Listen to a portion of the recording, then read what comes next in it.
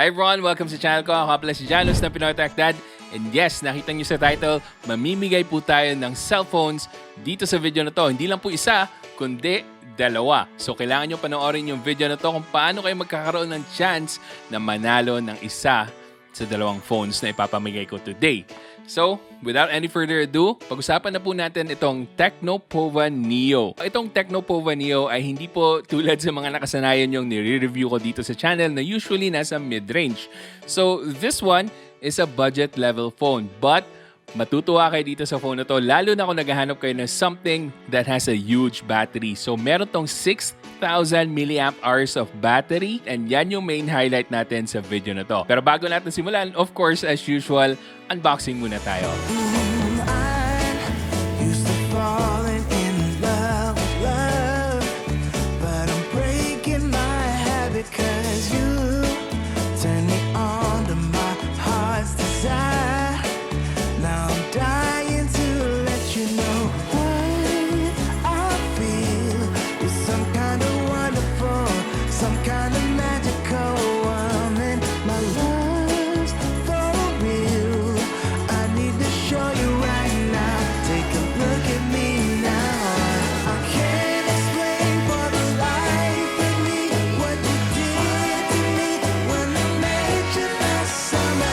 Alright guys, so that was our quick unboxing para sa Tecno Pova Neo. Napag-usapan naman natin yung mga ports na nandito sa phone na to. So simulan natin sa baba. Meron tayong headphone jack, microphone, micro USB charging port na sana naging USB-C na lang.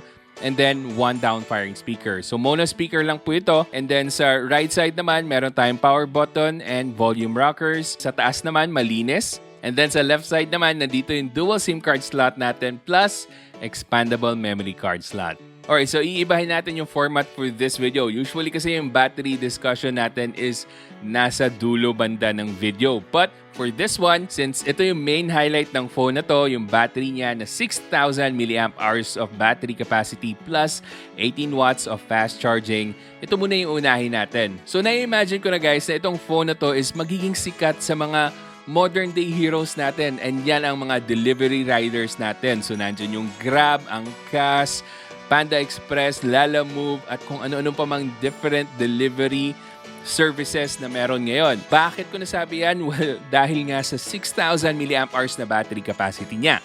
So ibig sabihin yan, pwede itong gamitin the whole day habang bumabiyahe ka, habang kumukuha ka ng orders, pwedeng pantawag, and pwede rin gamitin pang navigation kasi napakalaki ng display niya, pero mamaya natin pag-usapan yung display. Balik muna tayo sa battery nito. So kayang-kaya mong gamitin to for a full day na hindi ka nag-aalala na malolobat ka kaagad. Kahit nasagad-sagarin mo to sa gamitan, of course, wag lang sa pang-gaming, most likely, meron ka pa ring battery na matitira at the end of the day. So kung meron kayong mga kakilala na delivery riders, this is something na I would highly recommend para sa mga kakilala nyo. Pwede rin to sa mga frontliners natin na naghahanap ng extra phone. Kunyari kung naubusan yung main phone mo ng battery, this one for sure will still have lots of battery remaining as your backup phone. So for emergency purposes, meron ka ng backup phone. And kaya ako nasasabi na magandang backup phone ito dahil mura lang yung presyo niya. So makukuha nyo ito guys, 4GB of RAM plus 64GB of storage for only 6,000 pesos. So, pag-usapan pa natin yung mga features na dapat nyo tingnan dito sa phone na to para i-consider nyo siya as your next main phone or maybe your secondary phone. So again, kung battery ang hinahanap nyo, this can go on for a full day or even more. And also, napakarami niyang battery saving features. So, ito yung mga sinasabi ng mga tech reviewers na ang modern day phones medyo matalino yung battery dahil meron tayong mga optimizations, meron tayong battery saver mode. So, lahat po yan nandito. So, pwede nyo po talaga mapahaba yung battery life ng phone nyo just in case na yan talaga yung main na hinahanap nyo for a phone. Kung hindi naman battery lang ang tinitingnan mo, gusto mo ring tingnan yung display. Meron tong 6.82 inches na IPS LCD panel. And then meron tong 720p resolution. And of course, hindi natin pwedeng expect na full HD yung resolution nito. And yung refresh rate niya is yung regular lang na 60Hz refresh rate. So far, decent naman tingnan yung display niya. Pwede ka manood ng mga YouTube videos. And dahil nga malaki yung display nito, pwedeng-pwede to pag nag-navigate tayo. Kunyari, kung nagde-deliver tayo or kung nag-waze tayo, mas okay, mas makikita talaga natin yung map natin kahit na hindi tayo masyadong lumapit sa display. Pero hindi lang po para sa navigation yung laki ng display nito. Pwede kayong manood ng movies, pwedeng kayong manood ng YouTube, at of course, pwede rin kayong maglaro ng games dito sa Tecno Pova Neo. Nakapag-try ako maglaro dito ng Mobile Legends at Call of Duty Mobile.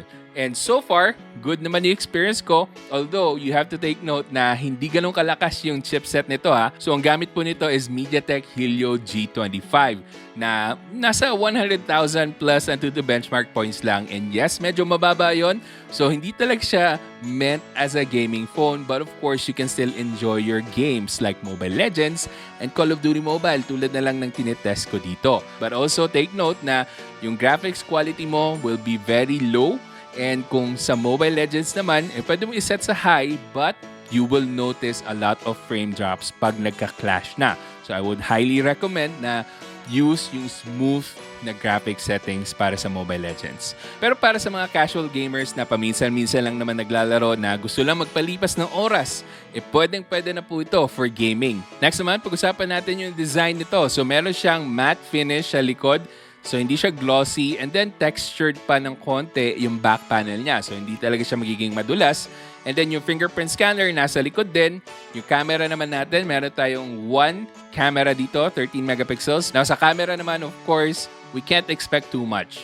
So, sakto lang yung makukuha natin quality ng camera dito. Kung may enough lighting, pwede na. Pero pag mga low light, mahirapan siya mag-adjust minsan. Meron tayong nawawalang details sa shadows, which is typical para sa mga phones at this price range. So again, tandaan nyo, 6,000 pesos lang po itong phone na to. And yung camera niya was never meant to be the main highlight dahil nga battery and endurance yung main highlight nitong phone na to. Pero pwede na rin, pasalamat rin tayo na pwede tayong mag-video dito with a 1080p resolution. Now, para naman sa selfie camera niya, well, actually, dito ako medyo na-surprise na ipapakita ko sa inyo yung sample. Hey, video. So, ito. Okay naman pag maliwanag. So far, so good. So decent. Actually, surprisingly decent yung front camera niya. What do you guys think? Try natin maglakad.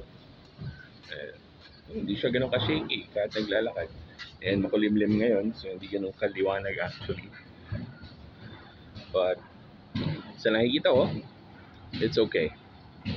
And then lastly guys, i-comment ko lang na para sa isang budget level phone, napakadami niyang features sa camera niya na meron pang AR emoji and other camera features na I'm sure may enjoy nyo just in case na mahilig lang kayo sa camera.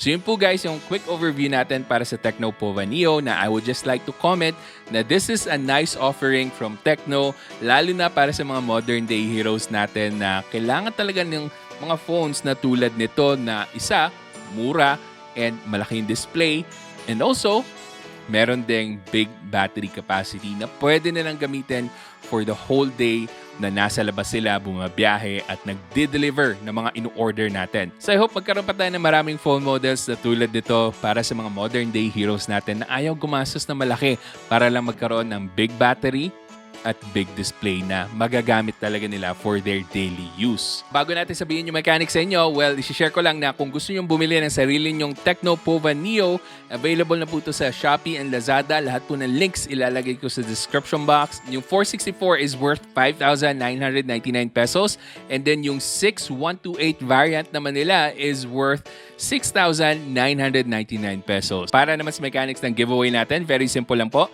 So una sa lahat, i-follow nyo po yung page ng Tecno Mobile Philippines. Ilalagay ko po sa link sa description box. Follow nyo rin po yung page ng Pinoy Techdad.